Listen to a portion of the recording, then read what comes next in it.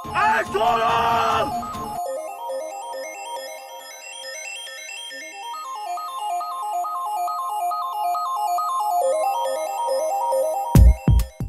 आवाज हर तरफ गूंज रही है तुझतेकिन, इतना ऊंचा मत बोलो, तुम्हारा गला जख्मी हो जाएगा।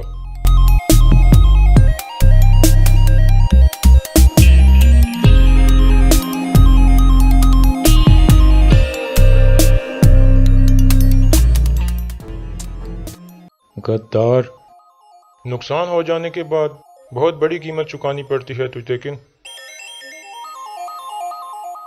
अस्सलाम वालेकुम नाजरीन, पिछली किस्त के एंड पर आपने देखा कि गोंजा गुल उस अजनबी औरत को मार देती है और वहां से निकल जाती है। इस किस्त के आगाज में सलजान दोबारा वहां पहुंचती है, लेकिन वहां उस औरत का कोई नामो निशान नहीं मिलता। सलजान समझती है कि शायद वो चली गई है, इसलिए वो कबीले में वापस आ जाती है। दूसरी तरफ गुमस देगन हाइमा खातून के पास जाता है और उनसे माफ़ी मांगता है कि मैंने हलीमा और दिली दामीर को पकड़कर गलत किया था, और कहता है कि अगर अरतुल ने हथियार न डाले तो रियासत उसे माफ़ नहीं करेगी, इसलिए आगे से मैं कुछ भी नहीं कर सकता। इतने में एक सिपाही अंदर दाखिल होता है और हाइमा खातून को बताता है कि कबीले के करीब से एक औरत की लाश मिली है। दूसरी तरफ अरतुल अकेला एक जगह पहुंचता है और हलीमा सुल्तान और दिली दामीर का इंतजार करने लगता है। अरतुल ने फैसला किया था कि वो हलीमा सुल्तान और दिली दामीर को कोनिया भेजेगा, और ये खबर नोयान तक भी पहुंच चुकी थी, इसलिए वो भी अपने सिपाहियों के साथ वहां पहुंच चुका था और छुपकर अरतुल को देखने लगता है। इतने में तुर्गत और बामसी अरतुल के पास पहुंचते हैं और उनके साथ बुरके में दुआन भी होता है। दरअसल ये अरतुल की एक चाल थी। दूसरी तरफ कबीले में उस अजनबी औरत की लाश को उठाकर सामने लाया जाता है। वहाँ काफ़ी सारी औरतें इकट्ठी हो जाती हैं। इतने में सलजान वहाँ पहुँचती है और उस औरत की लाश देखकर चौंक जाती है और फौरन वापस कबीले की तरफ भागती है। वहाँ पहुंचकर सलजान चिल्लाना शुरू कर देती है कि आयतुलन एक कातिल है और उस औरत को आयतुलन ने मारा है। गुंदोगदा उसे चुप कराने की कोशिश करता है, लेकिन सलजान खामोश नहीं होती। हाइमा खातून उससे पूछती हैं कि तुम कैसे कहती हो कि आयतुलन ने इसे मारा है। सलजान कहती है कि उस औरत को देखकर आयतुलन का रंग फीका पड़ गया था और इसने फौरन उसे कबीले से निकाल दिया था और अब उसकी लाश मिली है। आयतुलन कहती है कि हाँ, मैंने उसे निकाला था, लेकिन मैं आज सारा दिन कबीले से निकली ही नहीं और ये सब औरतें मेरी गवाह हैं, इसलिए सलजान की बात पर कोई भी एतबार नहीं करता। और हाइमा खातून गुंदोगदो से कहती हैं कि अपनी बीवी को यहाँ से ले जाओ। इसके बाद गुंदोगदो उसे डांट कर वहाँ से भेज देता है। दूसरी तरफ तुझतेकिन अपने सिपाहियों के साथ रवाना हो जाता है ताकि अरतुल को पकड़ सके, और सीधा अरतुल के सामने पहुंच जाता है। अरतुल उससे पूछता है कि तुम यहाँ क्या कर रहे हो। तुझतेकिन कहता है कि मैं तुमसे सल्जूक कमांडर अर्तुकुश की मौत का हिसाब लेने आया हूँ और तुमने रियासत के साथ गद्दारी की है।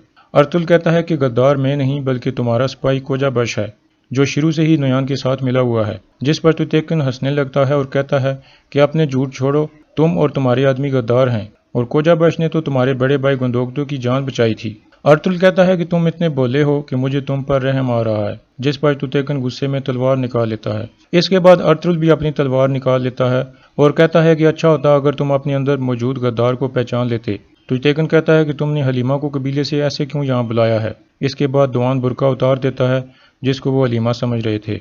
दूसरी तरफ नोयान भी ये सब कुछ मज़े से देख रहा होता है कि ये आपस में ही लड़कर एक दूसरे को मार देंगे। अरतुल कहता है कि इस गद्दार ने हम दोनों के लिए जाल बिछाया है और वो मंगोल भी जल्द यहाँ पहुँचने वाले हैं। तुझतेकिन कहता है कि काफ़ी हो गया और फिर अरतुल पर हमला कर देता है।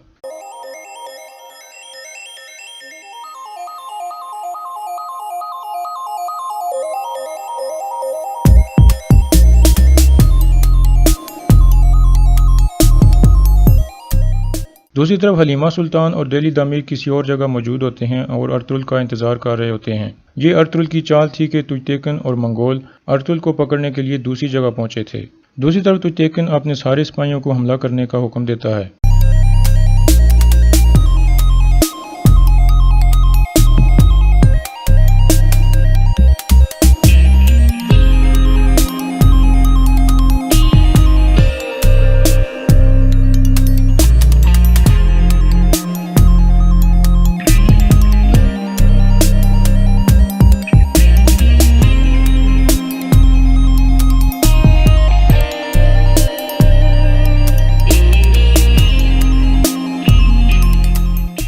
अरतुल के साथी तुझतेकिन के सारे सिपाहियों को काबू कर लेते हैं और अरतुल भी तुझतेकिन की तलवार गिराकर अपनी तलवार उसकी गर्दन पर रख देता है और उसे कहता है कि अगर मैं तुम्हें मारना चाहूँ तो यहाँ पर मार सकता हूँ, लेकिन मैं अपने भाइयों का खून नहीं बहाना चाहता। और उसे कहता है कि अपनी आंखें खोलो। इसके बाद अर्तुगरुल अपने साथियों को कहता है कि हम यहाँ से जा रहे हैं वरना हमारे भाइयों का खून बह जाएगा। ये कहकर वो वहाँ से निकल पड़ते हैं। नोयान ये देखकर परेशान हो जाता है क्योंकि वो चाहता था कि ये एक दूसरे का खून बहा दें और हमें लड़े बगैर कामयाबी मिल जाए। अर्तुगरुल के जाने के बाद भी तुतैकन बाज नहीं आता और अपने सिपाहियों से कहता है कि हम इनका पीछा करेंगे। दूसरी तरफ नोयान भी उठ खड़ा होता है और वहाँ से निकल पड़ता है। तुतैकन और उसके साथी भागते भागते एक जगह पहुँचते हैं और तुतैकन जोर जोर से अर्तुगरुल का नाम पुकारने लगता है। इतने में चारों तरफ से मंगोल निकल आते हैं और उनको चारों तरफ से घेर लेते हैं।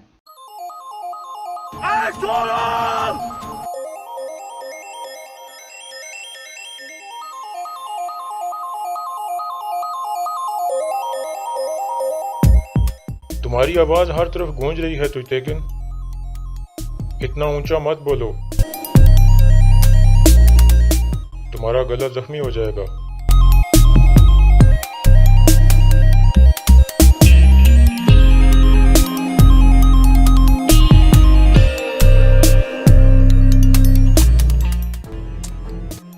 गद्दार, नुकसान हो जाने के बाद बहुत बड़ी कीमत चुकानी पड़ती है तुतैकन। दूसरी तरफ कबीले में आयतुल्लाह अपने भाई गुमस्तैकन को कहती है कि सलजान को सब पता चल गया है। गुमस्तैकन कहता है कि क्या उसे यह भी पता चल गया है कि कुरकत की पहली बीवी दूरू को भी तुमने मारा था। आयतुल्लाह कहती है कि मैं नहीं जानती, लेकिन यह सलजान खामोश नहीं रहेगी। जिस पर गुमस्तैकन कहता है कि तुम सब्र से काम लो, सब ठीक हो जाएगा। दूसरी तरफ तुतैकन और उसके साथी नोयान के जाल में फंस जाते हैं। इतने में कोजाबाश नोयान की तरफ चलना शुरू कर देता है और जाकर नोयान के साथ खड़ा हो जाता है और फिर तुतैकन की तरफ देखकर थूक देता है। और यहाँ पर तुतैकन की आंखें खुलती हैं कि कोजाबाश एक गद्दार है। फिर उसे अर्तुगरुल की बातें याद आती हैं जो उसने कोजाबाश के बारे में उसे बताई थीं। इतने में नोयान उसे कहता है कि अब बहुत देर हो चुकी है और तुम्हें इसकी कीमत चुकानी पड़ेगी। तुतैकन कहता है कि मैं तुम जैसे कईयों को दफन कर चुका हूँ। जिस पर नोयान हंसना शुरू कर देता है और उलू बिलगे का नाम पुकारता है। उलू बिलगे अपना ढोल बजाना शुरू कर देता है। इस दौरान तुतैकन का एक सिपाही नोयान पर हमला कर देता है और इस तरह लड़ाई शुरू हो जाती है।